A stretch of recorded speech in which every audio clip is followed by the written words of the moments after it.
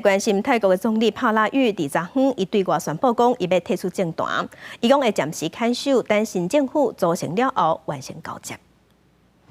在泰国经济反对者眼中，总理帕拉育落台是早晚的代志。伊11日声明，自认将款9年成就经济工业，表示身为总理，为做好亲爱人民，努力保护国家宗教甲君主制，成果大家拢看到。伫国庆日强化国家稳定甲和平，克服国际甲国际上经济障碍。69岁陆军司令出身的帕拉育，2014年发动政变夺权，佮承诺行政和人民，领导军政府一直到2019年大选，随其以军方主导自选，伫国会洗白推举担任总理4年。今年5月14大选，伊所领导团结建国党支持到36席，迄时阵大家拢已经预测伊的政治生涯已经特别结束。无红牌帕拉育掌权期间，当过经济法庭诉讼将伊信任投票，加入抗争等挑战。反对派认为伊是一个无得到民意消停的机会主义者。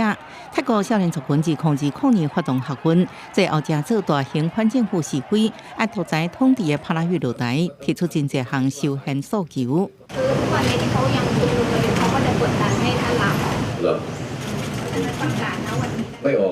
昨天帕拉育宣布退出政坛时阵，新一届国会选举要伫13开始，各选出新的总理。公司新闻恩文玲报道。